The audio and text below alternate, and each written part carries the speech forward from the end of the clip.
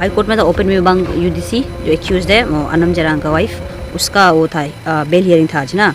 तो उसको अरेस्ट किया था 30 अक्टूबर 2022 में। तो अभी उसका मतलब 90 डेज़ का वो स्टैट्यूटरी पीरियड ख़त्म हो जाता है ना, तो उसको डिफ़ॉल्ट बेल मिलना है करके। तो उसका काउंसिल वो आर्ग्यू किया कि इसका 30 डेज़ हो गया, डिफ़ॉल्ट बेल मिलना चाहिए। और मतलब कि उसका रोल माइनर है करके, क्योंकि अनम जेरांग तो पेपर लिखा तो चांदनी होटल में वाला बोला, तो इसलिए उसको डिफ़ॉल्ट बेल दे दो करके बोला ना।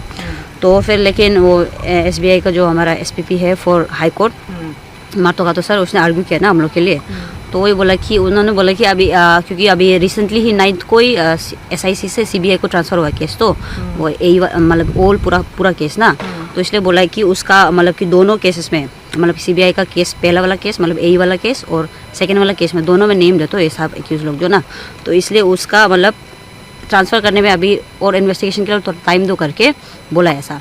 तो जज का कहना था कि मतलब स्टैट्यूटरी पीरियड तो दे दिया, तो बेल तो एक लेजिस्लेटिव मतलब वो तो मतलब क्या बोल रूल ही है ना, जुडिशल का वो नहीं होता बोल के क्या बोल के उसको डिस्क्रिप्शन नहीं है करके ना, 90 डेज़ के बाद देना ही करके। फिर भी अगर आपको कोई ऐसा जजमेंट का कोई रेफरेंस है प्रीवियस वाला जिसमें ऐसा बोला हो कि इन्वेस्टिगेशन एजेंसी चेंज हो जाने से वो एक्सेप्शन रख सकता है बोला 90 डेज़ वाला बेल वाला, तो उस अगर आप ऐसा आर्ग्यूमेंट कोई देने से कल के लिए आपको टाइम रहता है, तो ऐसा होने से तो कल डिस्कस करेगा बेल देना है कि नहीं देना है, नहीं तो अदरवाइज़ उसका ज़्यादा आर्ग्यूमेंट नहीं कर सकता बोला। मतलब बेल मिल जाएगा शायद से कल, अगर CBI का SPP जो ऐसा रेफरेंस नहीं देता है उनसे कोई प्रीवियस जजमेंट का ना, ये बात है। तो कल ओपन विभाग का उसी का डिसीजन कल होगा। फिर दूसरा था इकेन बागरा का ना। तो इकेन बागरा का क्या है, लास्ट टाइम उसको बेल मिला था ना 14 डेज़ के लिए, जो आज 30 में उसको ख़त्म होना था उसका 14 डेज़ का। उसका वाइफ को मेडिकल ले जाना है करके, उसका वाइफ का तो कुछ तो इशू था ना, तो उसके लिए। तो अभी क्या एक्चुअली उसको सरेंडर करना था ना 14 डेज़ का बाद मेडिकल डॉक्यूमेंट्स का साथ, कि दिखाना है कि आप मेडिकल में ही गया था, क्या क्या वो है वो करके फाइल्स वाइल्स देना है करके। लेकिन फिर वो क्या है अभी वो चेन्नई में ही बोला, तो उसने फिर वो इंटरलोक्यूटरी वाला वो डाला है, तो वो बोला है कि बेल को एक्सटेंड करो करके, क्योंकि अभी उसका वाइफ का कुछ टेस्ट तो किया है, उसको मतलब एडमिट करके रखा हुआ है, टाइम लगेगा ऐसा ऐसा करके। तो और वो जो मतलब कि वो मंगाए एक्सटेंशन चाहिए बोल के उसको बेल पीरियड को ना। तो इसलिए उसको अभी क्या 13 फरवरी में वापस उसका हियरिंग होगा बोल के बेल हियरिंग ना। उसके बाद फिर है ये ताकिर जेरांग का ताकिर जेरांग और बाकी एक्यूज लोग का जो AE वाला केस में चार्जशीट हुआ ना CBI का फर्स्ट केस में, तो उन लोग का अपीयरेंस था। तो आज सब लोग अपीयरेंस दिया है वो लोग। तो बस ये क्या बोलते हैं इसका नाम, ताकिर जेरांग का काउंसिल जो विड्रॉ कर दिया ना, तो वो CBI का SPP बन गया। तो अभी तो उसके लिए तो अभी वो कोर्ट ने बोला है कि जज ने बोला आपको कि सब वो 8 एक्यूज लोग को अपना काउंसिल का साथ 13 में प्रेजेंट होकर के अपीयर करो बोल के। उसके बाद CC फ्रेम होगा, उसके बाद फिर ट्रायल शुरू होगा मार्च से, शायद से फरवरी एंड तक हो जाएगा, फिर मार्च से ट्रायल शुरू होगा, ठीक है ना। वो लोग का मतलब कि वो CBI वाला AE वाला केस में जहाँ पर लोग चार्जशीट हुआ है। तो उसके बाद थॉमस गादुक का बेल के लिए था।